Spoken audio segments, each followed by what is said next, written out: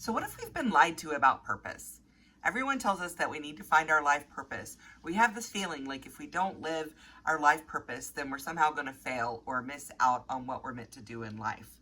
And I want to challenge that concept. For one, it keeps us very busy looking for something that's outside of us, looking for a way that we can fulfill a need that is not naturally being created, and it takes us away from using our callings.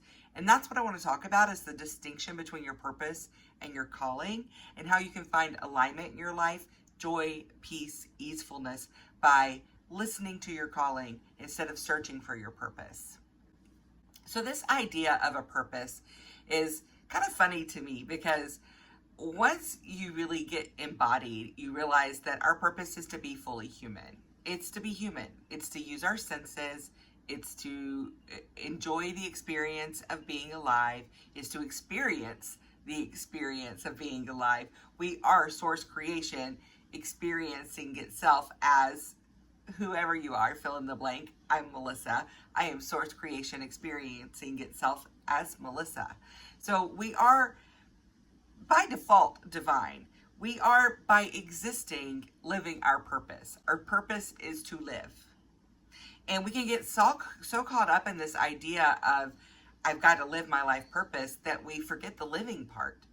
But when we really sink into our authenticity and start following our calling, then we lose that need to find a purpose, and you just find so much joy and ease and peace and fulfillment in what you're doing already, that you create a contribution to the greater good. You also create a sense of fulfillment and satisfaction within yourself. And the answer is to simply be. Unfortunately, we've been given so much programming and information and training, indoctrination, that we don't know how to simply be. We've been trained by the colonial patriarchy to just constantly prove and succeed and achieve. And that's what the idea of looking for our purpose, it kind of keeps us in that vibe, right? But that's not the vibe that we want to be in. We want to be living our calling. So I want to explain to you what that looks like. I talk so much on here about living authentically. And because when we are showing up as our authentic selves, it naturally leads us to the life that our soul desires. Our souls choose to come into these bodies with, we can call it purpose, and sometimes I'll slip up and call it purpose, but really just an idea about what it wants to experience, because the soul is constantly evolving, even outside of these lives. And so it will choose a life that will align it with the experience that it wants to have. And this is one thing that really helps us let go of resistance when undesired things are happening in our life, to know that our soul has asked for something, and whatever these things that are showing up, these manifestations in our lives, one way or the other, are going to get us to what our soul is seeking. And one important message that's come through for me a lot in channeling and just speaking these streams of consciousness is that there is no beginning and there is no end. My life began at a specific date, at a specific time on this planet, yes, Melissa. And it will end at a specific day and a specific time on this planet. But my soul is eternal, because my soul is a part of the greater whole, the collective subconscious, the source of all creation. However you see it, that is the source of everything. So our souls are infinite, and we're not in any hurry. If you don't learn what your soul, everything that your soul wanted to learn, don't worry, you get the next lifetime for that. And that's kind of how it works, unfortunately. And fortunately, is in each lifetime, we inherit a lesson to learn. And if we don't learn the lesson in that lifetime, it's okay. It will follow us into the next one. Now, the lessons do accumulate. So if you're not learning your lesson, your lives can get a little more difficult, or what seems to be difficult, because your soul's going to keep presenting you with what it needs to align with what it wants to experience in order to evolve, in order to fully experience this life of being human. Yes. If we don't learn the lesson, of course, it follows us into our next life. And so they can kind of accumulate and maybe get a little heavy. But the good news is we get a new gift in every life.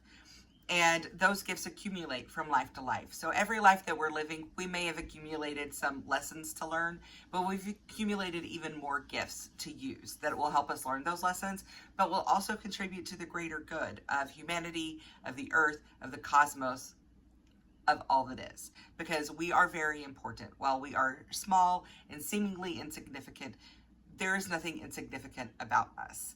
Like I said, we are source creation manifested. So to say that we are insignificant is to say that God or source or the universe is insignificant. And that just doesn't make any sense, right? It's the foundation of all of us, of everything that exists.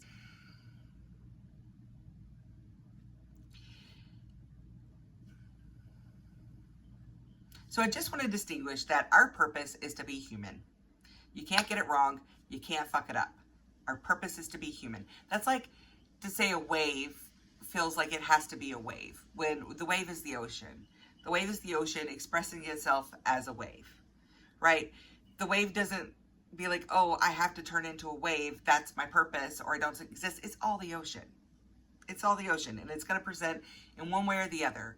And your only purpose is to be you, fully human, fully in existence. And the cool thing is that you do have your own authentic blueprint. And the more that you come into alignment with that authentic self, that blueprint of who you came here as, of what your soul has evolved to at this point, being your full authentic self, it's the only purpose. And the great thing about that is when we're being our authentic selves, it naturally leads us to our callings. And the calling, I think, is what a lot of people think of as purpose. But the idea that we have this life purpose that we're supposed to live leaves room for failure. But there's no way, again, you can't get it wrong. You can't fuck it up. There's no way to fail at your life's purpose. You are living, you are breathing, you are living your life's purpose. You're not fully showing up as your authentic self yet. That doesn't mean that you're not living your life's purpose. You are fully showing up authentically exactly where you're at in exactly this moment, right? So by aligning with our authenticity, we align with our gifts and our callings. And a calling, again, isn't going to give you a pass or fail in life. It doesn't mean you're succeeding or that you screwed it up or that you're doing life wrong. They're opportunities. We have these gifts that can manifest in different ways, but there is no predestined future. There is no predestined end. We didn't come here saying, okay, I have these gifts and then this is going to happen and then I have to use my gift for that and then I will have succeeded as a human. It doesn't quite work like that. We have these gifts, and as life is created, as consciousness is expanded, as we have desires and that creates a need, as there's a need and that creates space for a gift, like the natural evolution of life presenting itself is going to create space where your gift is needed. And synchronicities draw us to places where our gift can be used where it's needed. So the more we're in alignment with that authentic self, oh, it just started raining. I hope you guys can still hear me. We're gonna keep it going. But the more you're in alignment with that authentic self, the more it just naturally leads you through synchronicity to the places where your gifts are going to be used, appreciated, enjoyed. And there's so much joy and fulfillment in using your gifts. The cool thing is when you use your gifts, you feel very lit up inside. Like, it's like your deepest, truest part of you feels recognized, feels seen, feels like it's getting to come out into the world and play. So it's important to follow those nudges because we enjoy using our gifts and we're meant to enjoy life. Joy is the key. That's what Abraham Hicks always says, right? Joy is the key. And it is. It's through our joy that we find our authentic desires, our authentic pleasures, like what we truly want to give and receive. And that's the cool thing about our gifts is that they're meant to be paid forward. It is our gift that we get to have for ourselves, and we get to choose how we want to use our gifts. They belong to us. There is no obligation. There's no obligation to save the world. There's no obligation to evolve. There's no obligation to anything. They're your gifts. Use them however you damn well please. And I'm telling you that when you align with the need, because there's constantly needs being created, and you align with that need and get to use your gift in the world in a way that is aligned, it is the best feeling. It is the most accomplished, fulfilled, in alignment, just clicked into place in alignment kind of feeling. There's nothing like it. And I think that's why people search so hard for living their purpose, is because way back when, before everything was distorted, we kind of knew this, like, oh, I have this gift and I can use it on the planet and it'll be fulfilling and it'll be fun and it'll be exciting. And again, looking through the world through the lens of colonialism and patriarchy is this idea that we have to create, that we have to be putting into the system, that we have to prove our worth as a human, that we have to prove our worth for existence and for our needs to be met. And nothing could be further from the truth. That's like telling a bird that they have to prove their worth to get some worms, to have some food. That's like telling a butterfly it has to prove its worth to be able to fly around and pollinate. No, the butterfly is just being. And by you just being your authentic self, your gifts will naturally come into place and they'll naturally be used in a way that feels really good for you and helps with a greater good. And one really cool thing about this is that we all have our own unique self, our own unique gifts.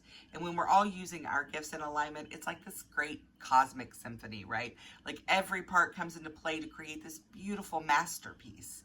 And the more, again, there's no punishment, there's no failure for not using your gifts, for not answering your callings, but the more you do, the more alive you feel, the more pleasure you experience, and the more the collective shifts as a whole, which, let's be honest, is going to make all of our lives easier. This one and the next one and the one after that, right?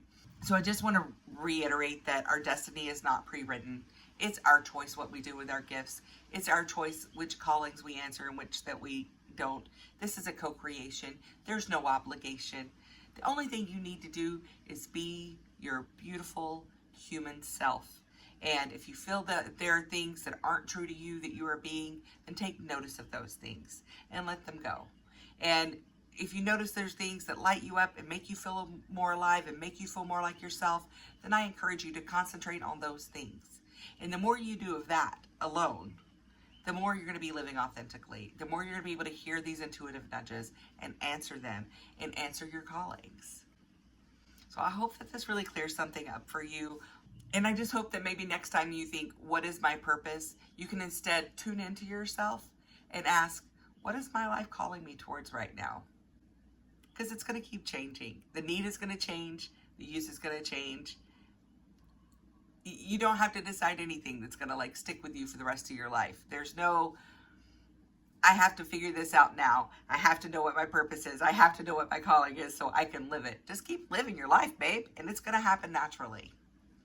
I've created a meditation for you to be able to tap into your callings and maybe get a little feel for what you do have to offer in this world, because you may already see opportunities in your life that are open to use those gifts right now, that are right in front of your face. So I'm going to encourage you to go through this meditation if it feels aligned and help you plug into some of those gifts so that you can start living authentically and answering your callings. I love you. Thank you so much for being here and have a wonderful day. Aloha.